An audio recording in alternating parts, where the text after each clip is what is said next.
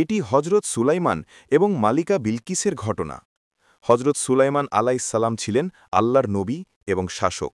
তার দরবার ছিল ঐশ্বর্য ও সম্ভ্রমে পরিপূর্ণ। সেখানে মানুষ, জিন এবং পশু পাখিরা সবাই উপস্থিত থাকত। কিন্তু সেদিন তার প্রিয় পাখি হুদহুদ দৃষ্টিগোচর হয়নি। কিছুক্ষণ পর হুদহুদ হাজির হয়ে বলল, হে আল্লাহর নবী, আমি এমন একটি জাতি দেখে এসেছি যারা সূর্যের পূজা করে। তাদের মালিকা বিলকিস, যার সিংহাসন মূল্যবান রত্ন দিয়ে সজ্জিত, এবং তিনি অত্যন্ত ঐশ্বর্য ও সম্মানের সাথে শাসন করেন। এই লোকেরা আল্লাহর ইবাদত থেকে দূরে রয়েছে। হজরত সুলাইমান আলাইহিসসালাম হুদহুদের মাধ্যমে বিলকিসের কাছে একটি বার্তা পাঠালেন, যাতে তাকে আল্লাহর আনুগত্য করতে এবং বিদ্রোহ থেকে বিরত থাকতে বলা হয়।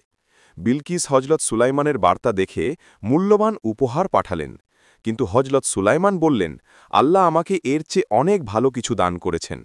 বিলকিস ভাবলেন, যুদ্ধের পরিবর্তে তিনি নিজেই হজরত সুলাইমানের দরবারে যাবেন। হজরত সুলাইমান আলাইহিসসালাম দরবারে ঘোষণা করলেন, কেই বিলকিসের সিংহাসন তার আগমনের আগে আমার কাছে নিয়ে আসতে পারবে? একজন শক্তিশালী জিন বলল, আমি এটি দরবার শেষ হওয়ার আগেই নিয়ে আসব। কিন্তু তখন একজন জ্ঞানী ব্যক্তি বললেন, আমি এটি চোখের পলকে আপনার কাছে নিয়ে আসব। আল্লাহর হুকুমে বিলকিসের সিংহাসন তৎক্ষণাৎ হজরত সুলাইমানের সামনে হাজির হয়ে গেল। এই ঘটনা তাকে হজরত সুলাইমানের জ্ঞান এবং আল্লাহর ক্ষমতার কথা উপলব্ধি করাল। হজরত সুলাইমান আলাইহিসসালাম বিলকিসের জন্য একটি কাঁচের মেঝে বিশিষ্ট প্রাসাদ তৈরি করালেন, যার নিচে পানি এবং মাছ সাঁতার কাটছিল।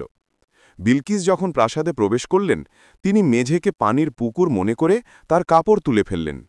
কিন্তু যখন তিনি প্রকৃত সত্য দেখলেন, তখন লজ্জিত হলেন।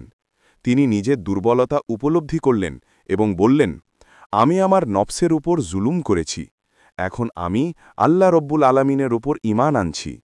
তারপর হজরত সুলাইমান তাকে বুঝিয়ে বললেন যে প্রকৃত সত্য এবং জ্ঞান শুধুমাত্র আল্লাহর কাছে রয়েছে, এবং আল্লাহর আনুগত্যই মানুষ ও শাসককে প্রকৃত সম্মান ও মর্যাদা দেয়।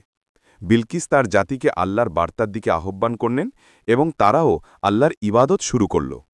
এভাবে আল্লাহর প্রজ্ঞা, হজরত সুলাইমানের জ্ঞান এবং হুদহুদ পাখির ঘটনা জাতির জন্য উপদেশ ও শিক্ষা হয়ে গেল। এটি পছন্দ হয়ে থাকে তাহলে আমাদের চ্যানেলে সাবস্ক্রাইব করো, লাইক দাও এবং নিচে কমেন্ট করে তোমার মতামত জানাও।